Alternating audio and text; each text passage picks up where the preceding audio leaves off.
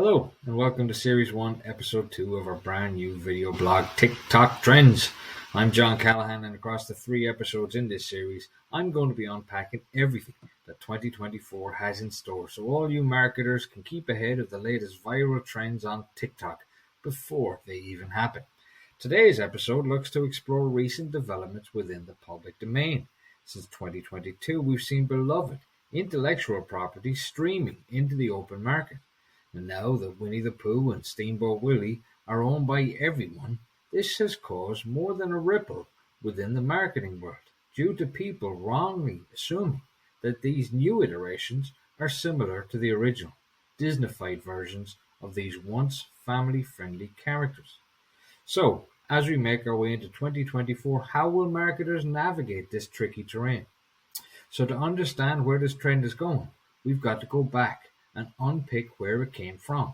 And it all started on January 1st, 2022, when works that were first published in 1926 lapsed into the public domain.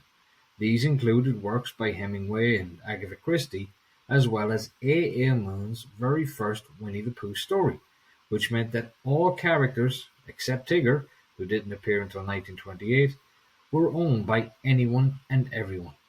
So what did the world think to do with this free reign? Well, the first, most immediate pitch is a very transgressive form of counter-programming. Winnie the Pooh is no longer the bumbling, honey-obsessed friend of Christopher Robin. Winnie is now a psychopath who terrorizes the 100-acre wood, vowing vengeance on Christopher Robin for abandoning him. This is exactly the type of "you've got to see this" share-worthy content that's likely to catch fire online and go viral, which in the case of Blood and Honey worked well, as the novelty value helped it earn $5.2 million against a $100,000 budget. Despite a 3% approval rating on review aggregator Rotten Tomatoes, a sequel has already been greenlit, along with a shared universe with 2 other films based on previously owned Disney IPs. We've got Bambi's Reckoning and Peter Pan's Neverland Nightmare. So we can see that at least in the medium term, this is a trend that's going to keep going until finally the novelty wears off and the hype doesn't match the certain level of quality and entertainment. But I'm not here as a conservative evangelist here to opine is there nothing sacred. I'm here to point out that TikTok is and has been the perfect platform to promote such content, whether user or marketer generated content. 2023's Barbenheimer memes and the Megan dance became cultural touchstones and had a significant impact on the marketing and success of those respective films. But we've now got a problem, and it's a problem that I would like to define as presumptive suitability, where parents and guardians are completely unaware that these once family-friendly properties have entered the public domain, and therefore they don't realize that this is not Disney's Winnie the Pooh.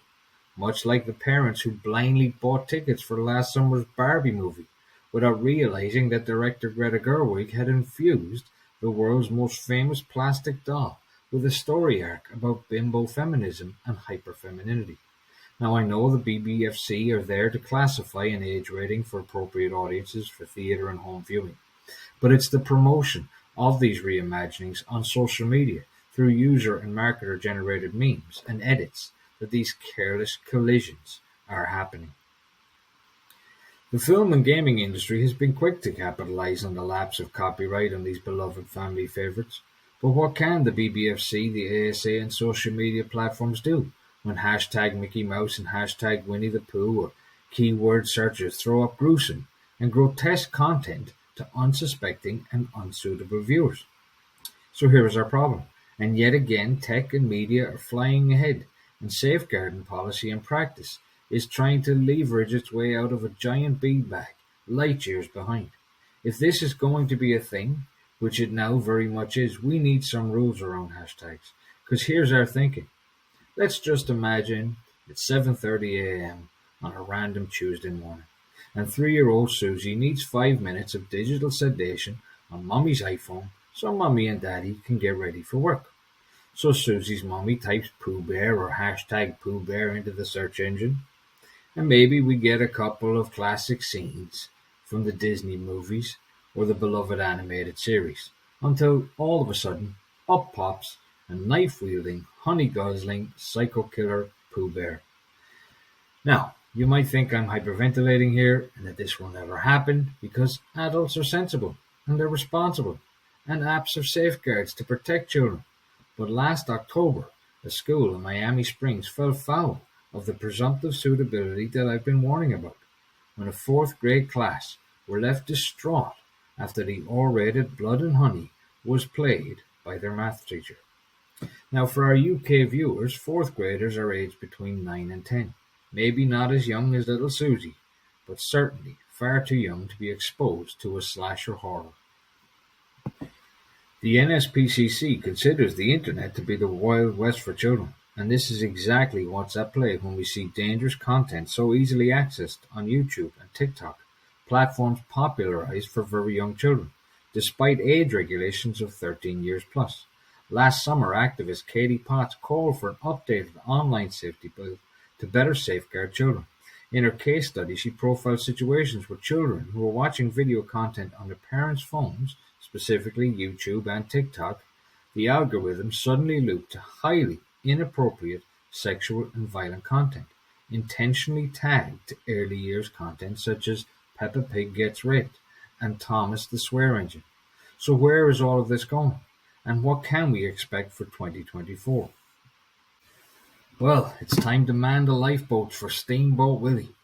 Disney spent years and countless millions on lawyers to protect the Steamboat Willie copyright that was originally set to expire in 1984.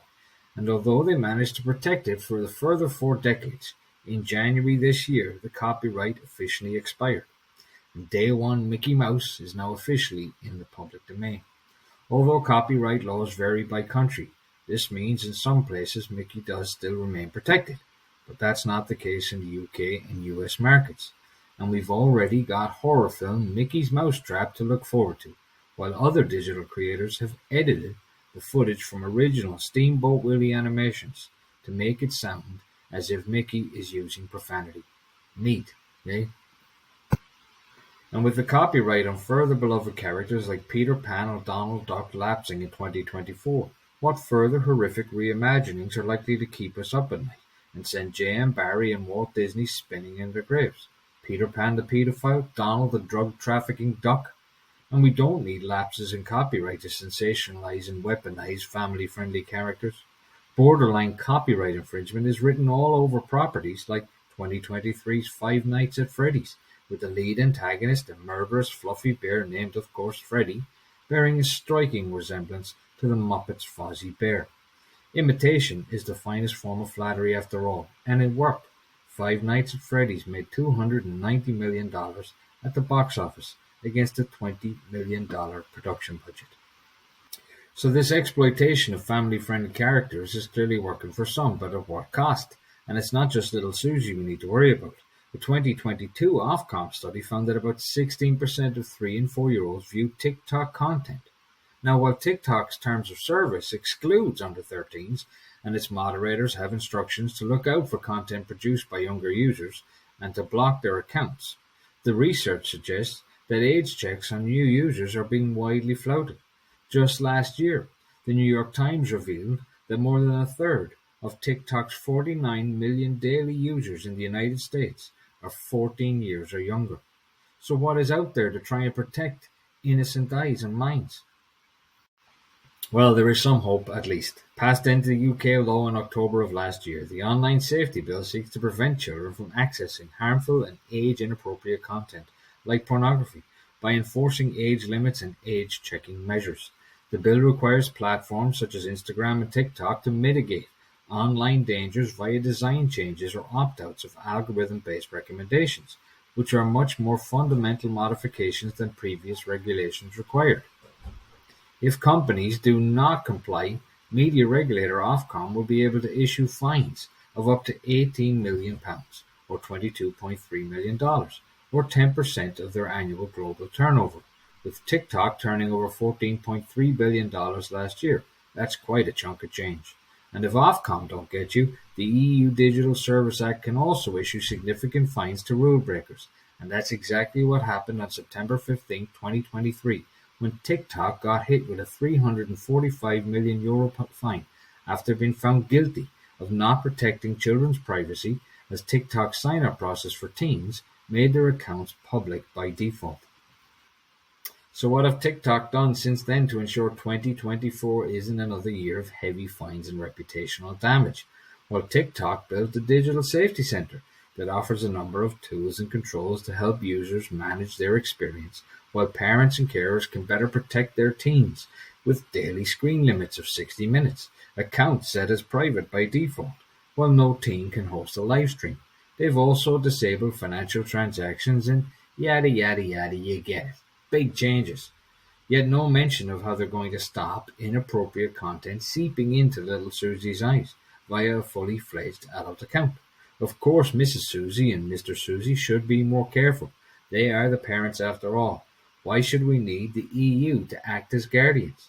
But the problem is that this new variable of properties that have been family friendly for generations now flooding the public domain, it's only going to get worse. And TikTok and marketers have to do more to make clearer distinctions and delineations between the traditional and modern forms of these characters, to help prevent parents and audiences from assuming suitability. Because we might have to accept that Peter Pan won't stay the green-suited, blue-eyed boy for very much longer. But we must never forget that children and the innocence of children must be prolonged and protected for as long as is humanly possible. Join us next week for our final episode in this series, where we reveal the secrets behind what exactly makes a meme a meme. We've scoured TikTok over the last 3 months and mined hundreds of memes to see what makes some more viral-worthy than others, and how marketers can ensure their memes are marketing their message and selling their products to the right audience in the right way. So, see you all then, my friends. It's goodbye for now from TikTok Trends.